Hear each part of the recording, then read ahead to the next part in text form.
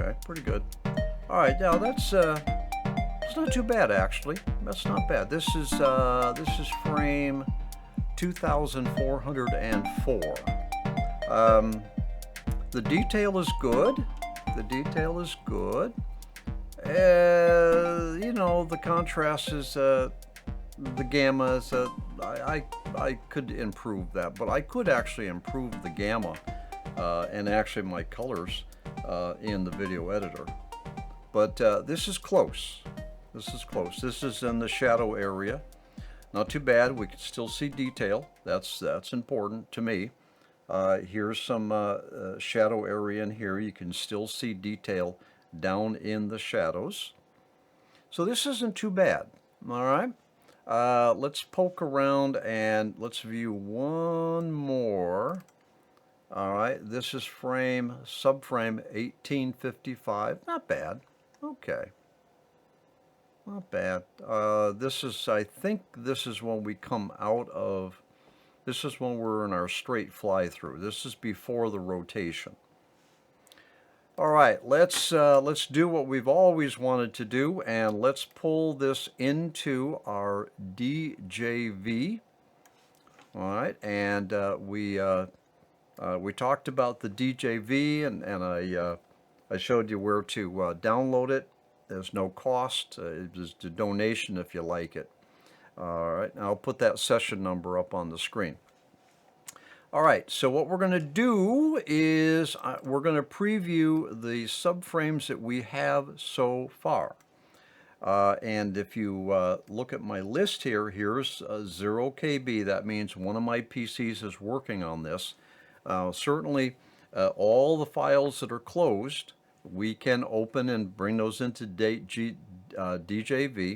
If this one right here, we tried to pull that in, we'd get an error. We don't need to do that.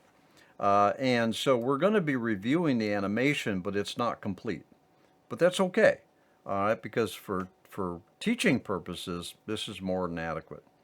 So I'm going to take all of the subframes. I'm going to highlight them all. I'm going to move them into DJV. All right. Now, we don't need this anymore. Let's get this centered up where we can take a good look at it.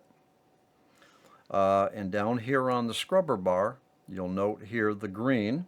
And what this is doing is it's pulling the frames into my memory so that I can play the frames in a nice, smooth manner.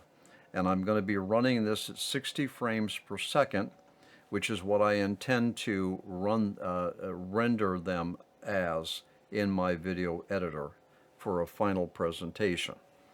All right, and the scrubber green has stopped, so it has used up the memory that it has available. You can go into the settings, the preferences of DJV, and you can tell it to use more memory if you want. All right, I don't normally find that anything other than the default memory allocation is needed.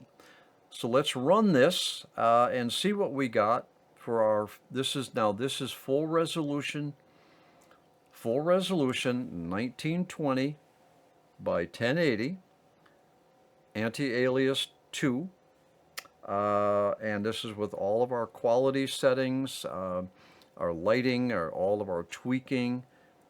This should be our final series of subframes that will allow us to move into the video editing.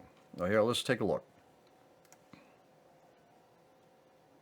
So this is my my mistake. Let's get this view on fill.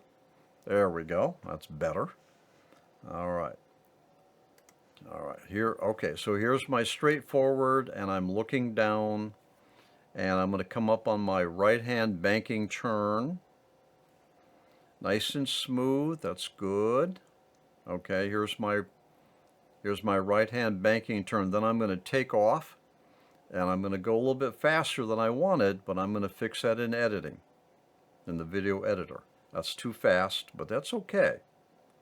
All right, and at the end of this fly, I'm going to do a 360 barrel roll. All right, so here we go. There, start my barrel roll. I didn't like the way it stopped like that, but I can fix that. I'm not hitting any fractals. I'm not clipping. There's my barrel roll. The roll could be faster, but I could actually fix that. I could actually fix that, the speed of that roll in my video editor. Well, let me just say that if you recall, and throughout this tutorial series, I was trying to pay a lot of attention to the speed of the animation, that is the movement through the scene. It's difficult to get it perfect. Certainly, you know, once you have you've landed on a forward motion that is a good speed, that's all great and well, but if you want to actually do something else like a turn or a forward or even a dive or something, now all of a sudden the speed that worked for you on, say, that right-hand banking turn doesn't work for you anymore. All right.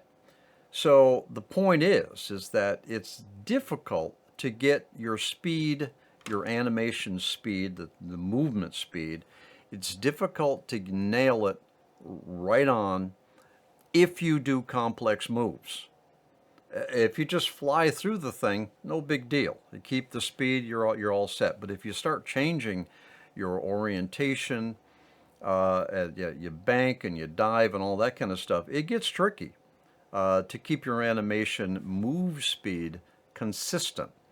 And what I've found is that you're actually better off trying to adjust your speed over in the video editor than try to get it perfect right here with your subframes or your keyframes.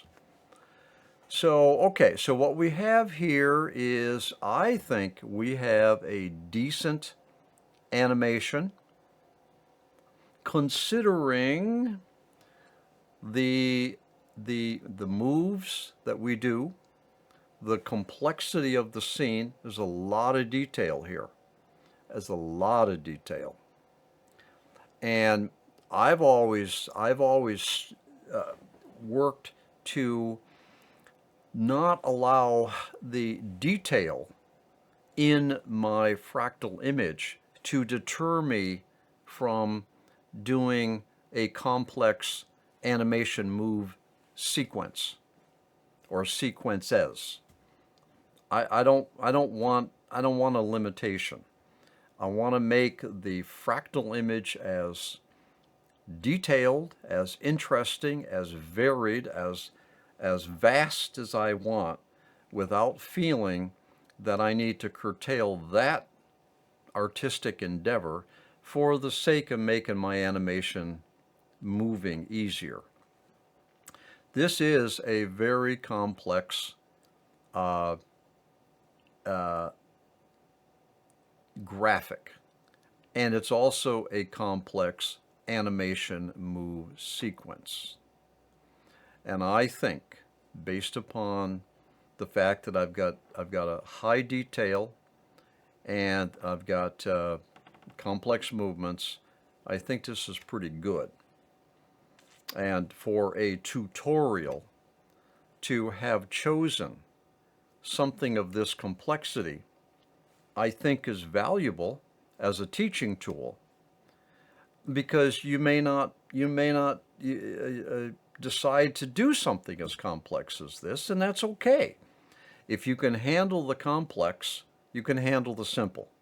And everything that we've talked about in this series, all right, with specifically the workflow that I like to follow, will give you the guidance to produce a complex animation or a simple one.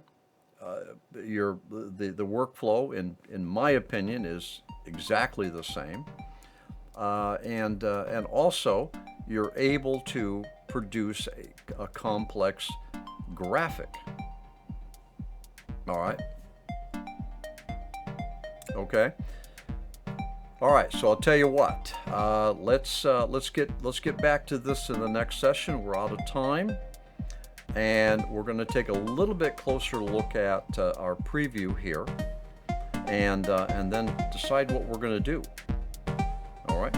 So come on back to the next session. I'll see you there.